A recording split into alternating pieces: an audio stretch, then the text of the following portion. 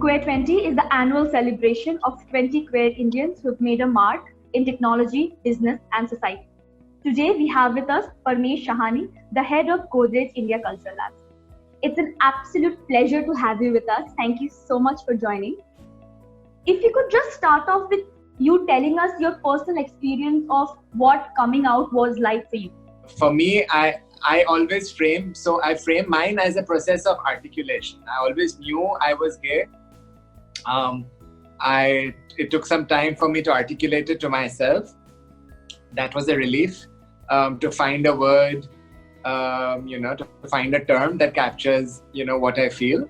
And then over the years, I articulated it at different periods of time to my family, to friends, to, colleges, universities, and so on, to my workplace.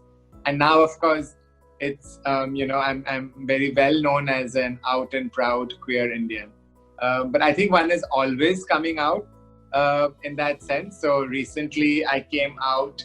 Actually, my building housing society people outed me to each other because at one meeting, one person said, him, he does a lot of gay activism and all of that. So suddenly everyone in the housing society was like, oh, they were like, yeah, he's written a book also. So, they outed me.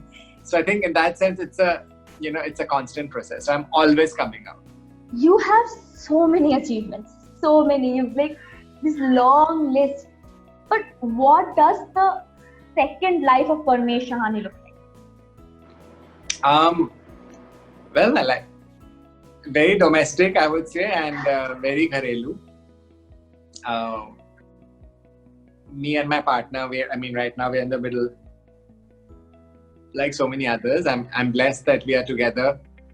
Our life is very much about managing the house and cooking. He's been going to work even through the lockdown because he works for an essential service. So he's been going through that. And our life is very boring, very domestic, very gharelu. I'm quiet and I'm domestic when I'm at home. And I love it. I couldn't, it grounds me. I mean, being with each other gives us both a tremendous amount of peace and happiness. So, yeah. I mean, there's multiple aspirations of queer people and we all need not agree. So for some queer people, certainly marriage is important and the next step should be marriage equality. For many others, the idea of marriage as an institution itself comes fraught with, heteronormative, patriarchal baggage. And so the question is, can we just reimagine marriage itself and why fight for marriage? And this is not new. This is also how the queer movement in the West also grappled with these varied perspectives over the years. So for me personally, if you ask me, would I love to marry my partner? Yes, I would love to marry him. I've unfortunately grown up on a diet of Yash Chopra and, then of late Karan Johar films. So they have corrupted me for life. So I've been thinking about, my Sangeet and my marriage forever. And also mentally deciding what I'll wear and all of that. So I think, and there are so many others like me. So I think the economy of the country will certainly get a bump if you allow queer marriage. Because we're 4 to 10% of the country. You also have quite a high position in the corporate world. Corporates, especially now, are constantly talking about inclusivity. But how far do you think you've actually come and how much more needs to be done in the corporate world? So I think every corporate is very early in the stage. So for any company to think that they've come far, I think it's a misconception. Because I think every company is very early on its journey towards D&I. Diversity and inclusion has many manifestations, has many aspects of it. LGBTQ, which is what I'm interested in and I work on, is just one of the different pillars of inclusion. There are so many more, whether it's with PWDs, that's persons with disabilities, whether it's inclusion, thinking about inclusion while thinking about caste, while thinking about religious minorities, while thinking of age, and so on, right? So there's many dimensions to inclusion. Each of these dimensions, I think companies are very early stage across the country. Some are more advanced than others in the sense of their intentionality towards it. So many companies have good intentions. With LGBTQ specifically, there were companies that have been doing this for the past decade or so, but over the past 2 years, especially after the Supreme Court 2018 verdict, so many others joined the fray. Because a lot of the previous companies, before that, a lot of companies had this misguided notion that if you are supporting LGBTQ rights, you are in some sense doing something illegal. That was completely wrong. I don't know from where they got it, but for some reason they had it. So a lot of well-meaning companies also, which were not homophobic, were holding back saying, we don't know if, what we do is illegal or not. So thankfully, this 2018 Supreme Court judgment has freed all of them. You mentioned your book. So Gay Bombay came out in 2008, and then the new book QueerTWENTY is going to be released in 2020, right? So it's more than a decade. It's 13 years. What kind of a shift in progress have you seen? Is there something which you can pinpoint, like a massive change, not just in India, but globally? So clearly one shift is in the law.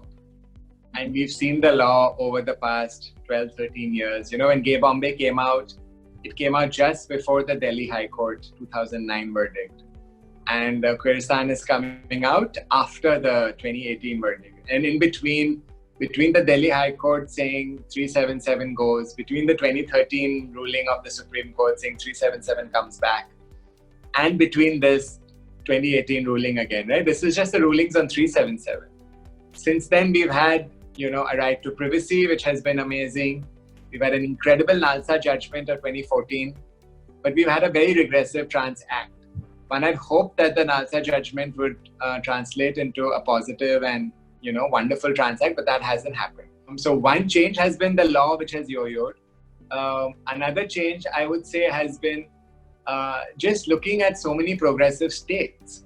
At a national level and in the courts, this has been happening. But I think over the past decade or so, it's been good to see that there are so many progressive states, whether it's Kerala, whether it's Tamil Nadu, whether it's Chhattisgarh, whether it's actually Maharashtra, where that recently set up a transgender welfare board.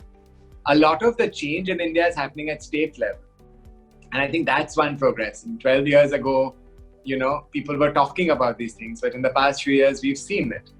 And we've seen more and more queer people come out and speak up and be visible across the spectrum. And I think that's also really, really incredible. Between this law, between representation, between this granularity and more and more diversity in imagining, or in recognizing how varied we are in the queer movement and, in these multiple imaginations of a queer future. I think a lot has changed in the past decade or so. There is also a complete absence of representation when it comes to the queer community in the executive or the judiciary. So what do you think, how can this be addressed? I don't know. I mean, it's structural. A lot of this is structural, right? So I think we have to work at every level of society. We have to work at education. We have to widen, opportunities for education. For a lot of queer people and trans people drop out before they reach their full potential. That's what we found in our research, Danika and I. Many drop out even before 10th standard because of bullying or other things. So at every level, right? So how do you get more queer people in positions of power when people are dropping out at every level? I think just a reimagination would be good. Because I'm also getting older and I'm getting a little tired. So I don't know if I want to do again, it depends on what the queer movement wants and what the young leaders want. But I would really want, the system to kind of be flexible enough, open itself, orient, so that it can actually reimagine the plurality and just fold it within itself. So, I mean, that's what I'm hoping to do. And that's what I've tried to do in a small way with the book Queer Is That, which is argue to corporate India why queer inclusion makes business sense, amongst other things.